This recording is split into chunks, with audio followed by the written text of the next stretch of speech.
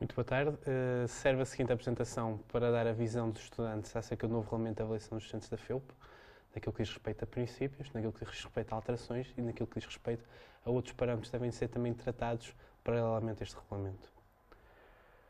Bom, para iniciar, definimos este regulamento como um documento que tem que ter um caráter de rigor, um caráter estipulativo e taxativo naquilo que lá é dito e naquilo que lá é imposto. Dessa forma, assumimos que deve ser um documento com caráter liberativo, rigoroso e isento de ambiguidades. Achamos também que devem ser explícitas de uma forma clara as principais formas de avaliação, como ela decorre, em que períodos decorre, em que formato decorre, sem que isso implique que o docente se veja impedido de fazer várias combinações e várias subformas de avaliação. Deve ser um documento que naturalmente salvaguarde estudantes e docentes, o estudante da sua vontade de obter aprovação e o docente, naturalmente, da maneira como acha melhor transmitir os conhecimentos de uma forma clara e direta. Deve ser um regulamento que defina os responsáveis pela avaliação, um documento que defina quem deve responder por qualquer incómodo ou qualquer problema no decorrer da unidade curricular e até mesmo quais são as características desta mesma unidade curricular. Um documento que defina as características das diferentes componentes de avaliação, o que é um exame, o que é um trabalho, quais são os subcomponentes que um trabalho engloba e por aí afora. Definir as condições de frequência, as condições de acesso a exame, condições de revisão de prova e de melhoria de classificação. Definir também as condições mínimas de sucesso de uma dada unidade curricular. Quais são, afinal, as percentagens de aprovação de estudantes que definem como a unidade curricular é bem sucedida e correu dentro dos trâmites normais. E também, naturalmente, por fim, a adequabilidade da avaliação com a realidade pretendida para o nosso ensino superior, que é, como todos sabemos, o processo de Bolonha. No quadro de Bolonha, qual deve ser a regulamentação da avaliação para que os estudantes adquiram as competências e para que os estudantes sejam envolvidos em todas as implicâncias do processo de Bolonha. Quanto aos já referidos parâmetros a não incluir, são alguns parâmetros que naturalmente influenciam e estão diretamente relacionados com todo o processo de avaliação, com todo o processo de ensino-aprendizagem, contudo, não são necessariamente componentes de avaliação e não devem ser incluídos neste regulamento. Falamos então do calendário de exames, da própria ficha da unidade curricular e dos prazos da fixação de classificações e trâmites da consulta de provas. Portanto, começando então pela visão dos estudantes relativamente a toda esta globalidade, quer se fale do regulamento especificamente, quer se fale desses trâmites a incluir em documento anexo. Na atual conjuntura da FEUP, achamos que o documento deve incluir o seguinte: os moldes de cada componente de avaliação, nomeadamente a duração, para impedir o desvirtuar de algumas definições. Isto é, uma unidade curricular cuja avaliação remeta para um exame final, um exame total, um exame global a avaliar todo o semestre, não deve ter naturalmente a mesma duração de cada um de 3 mini-testes. Naturalmente deve incluir uma menor percentagem de matéria abordada. Definição dos requisitos mínimos dos resultados da avaliação de uma dada unidade curricular de modo a assegurar o seu normal funcionamento.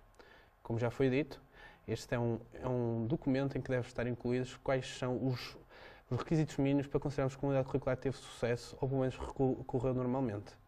Afinal, qual é a percentagem de estudantes que deve passar para que essa unidade não tenha que sofrer uma nova análise para posterior melhoria. Relacionamento entre o valor percentual que cada componente tem na avaliação final e a sua dificuldade de profundidade.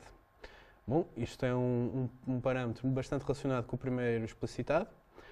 Achamos que sim, se um mini-teste aborda, digamos, 1/3 da matéria, então, a nível de duração, deve corresponder a 1/3 do suposto exame final que avaliasse a globalidade da cadeira. E quem diz estas componentes fala de outras, como trabalhos e outras componentes de avaliação distribuída. Bom, relativamente a pontos a incluir em documento anexo, são realmente pontos que envolvem diretamente questões relacionadas com a avaliação, que influenciam diretamente a postura quer de docentes, quer de estudantes relativamente ao estudo e a todo o processo de ensino-aprendizagem e por isso devem ser explicitadas de um modo claro e preciso, não necessariamente no regulamento, mas pelo menos num regulamento à parte, num regulamento anexo. Começamos então pela clarificação e optimização da página da unidade curricular. A dita ficha da disciplina deve incluir vários parâmetros que já se fala, desde os objetivos, desde os conteúdos bibliográficos, desde a duração das várias fases de estudo, Mas também, talvez, outros parâmetros que são de interesse quer para o estudante, quer para o docente, como falamos, por exemplo, do horário de atendimento, ou falamos até da duração das provas, do próprio planeamento das avaliações. A explicitação dos moldes em que se dá o calendário escolar, incluindo todas as fases de aulas e avaliação.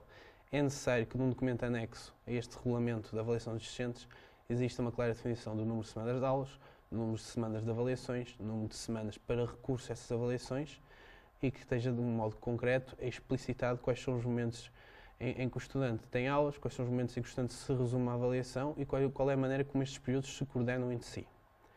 Prazos de fixação de classificações, respectivas consequências do incumprimento dos mesmos.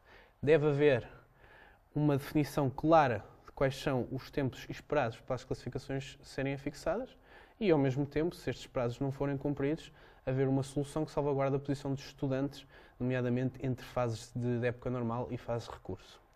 Imposição da fixação das classificações por via web. Ditas que estão algumas questões para seguir no documento anexo, passamos então a algumas perguntas e alguma reflexão sobre todo este envolvimento, não só do regulamento de avaliação, mas também do documento anexo e todas as parcelas que influenciam o processo de ensino-aprendizagem e toda esta questão da avaliação dos docentes e da transmissão de conhecimentos por parte dos docentes. Será que este regulamento pode regular a aquisição de competências por parte dos estudantes do quadro de Bolonha? O que pressupõe afinal Bolonha? Qual é a presença dos estudantes na sala de aula? Deve ser maior, deve ser menor, deve ser exigida? Qual é a melhor forma de coordenar a avaliação para que os estudantes aprendam por si só as competências que devem ter, tal como diz Bolonha? Afinal, o estudante deve aprender a pescar e não lhe deve ser dado o peixe pelo docente. Devemos readaptar o calendário escolar às necessidades de Bolonha, promovendo as avaliações de período de aulas, deixando espaço livre para as outras atividades? Devemos impor uma regulamentação concreta, desde que sejam explicitados simplesmente aspectos operacionais, definições e nomenclaturas?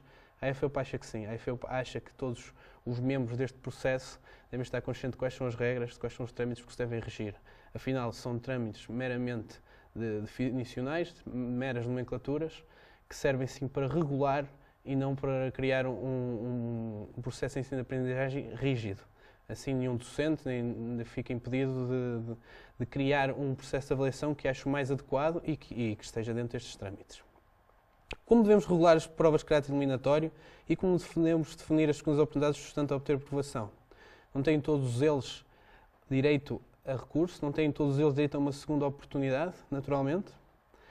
Qual o caminho para nos aproximarmos das escolas de engenharia europeias de excelência e, ao mesmo tempo, encontrarmos com Bolonha? Bom, realmente quando fazemos uma espécie de benchmarking relativamente a outras escolas europeias de referência no ensino de engenharia, devemos ter em conta quais escolas são. Realmente existem escolas de relevância por Europa fora que não estão enquadradas na mesma conjuntura que nós, nomeadamente as escolas inglesas, cujo processo de Bolonha pouco ou nenhum efeito tem nelas, mas também podemos falar de outras inúmeras escolas, passando por Dinamarca, Alemanha e Holanda, as várias TU, o Technology Universities, que se enquadram num modelo totalmente diferente de nós, quer em calendário, quer em regime de avaliação, e que devem ter sido tidas em consideração quando fazemos a reflexão sobre este tipo de regulamentos e sobre este tipo de processo de ensino-aprendizagem. Bom, dou por terminada a minha apresentação. Julgo que explicitei de um modo claro qual a visão dos estudantes sobre as várias temáticas e vários pontos a abordar neste regulamento. Quais outros pontos podem influenciar naturalmente o que decidirmos neste regulamento e também um pouco de polémica a lançar o debate sobre algumas questões temáticas que nos podem levar a uma melhoria contínua de todo este processo. Obrigado.